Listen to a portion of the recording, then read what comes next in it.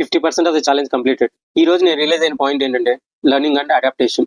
చిన్నప్పుడు మనం ఫెయిల్ అయినప్పుడు ఒక లెసన్ నేర్చుకుంటాం, కానీ ఆ లెసన్ ని లైఫ్ లాంగ్ అబ్సల్యూట్ ట్రూత్ లాగా నమ్మేస్తాం. ఆ బిలీఫ్ మనకి రెసిస్టెన్స్ గా మారిపోతుంది, గ్రోత్ ని ఆపేస్తుంది. ఎందుకు ఇలా? మనకి పెద్ద గుడ్డి నమ్మకం ఒకటి ఉంటుంది, failure is the opposite of success అని. కాబట్టి మనం ఫెయిల్యూర్ ని అవాయిడ్ చేయాలని, ఎస్కేప్ అవ్వాలని ఇప్పుడు ట్రై చేస్తూనే ఉంటాం. కానీ అసలు నిజం ఏంటంటే ఫెయిల్యూర్ అంటే ఆపోజిట్ కాదు, ఫెయిల్యూర్ అంటే డేటా. ఎస్, ప్రతి ఫెయిల్యూర్ లో మనకి ఒక లెసన్ ఉంటుంది. సైంటిస్ట్ ని చూడండి, సక్సెస్ఫుల్ పీపుల్ ని చూడండి. ఒక ఎక్స్పెరిమెంట్ తో ఫెయిల్ అయ్యాక మళ్ళీ ట్రై చేస్తారు, మళ్ళీ ఫెయిల్ అవుతారు, ఇంకా ట్రై చేస్తారు.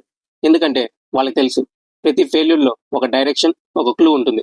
అదే చిన్నపిల్లల్ని చూడండి, వాకింగ్ నేర్చుకునే ప్రాసెస్ లో ఎన్నిసార్లు కింద పడినా సరే మళ్ళీ లేవడానికే ట్రై చేస్తారు. వాళ్ళకి ఫెయిల్యూర్ అంటే ఫియర్ కాదు, జస్ట్ ప్రాసెస్. కాబట్టి మీరు కూడా ఫెయిల్యూర్ ని అవాయిడ్ చేయడం కాదు, అడాప్ట్ చేయండి. ఒక ఫ్లెక్సిబుల్ థింకింగ్ ని అలవాటు చేసుకోండి. ఫెయిల్యూర్ నుండి నేర్చుకోండి, నెక్స్ట్ స్టెప్ కి అప్లై చేయండి.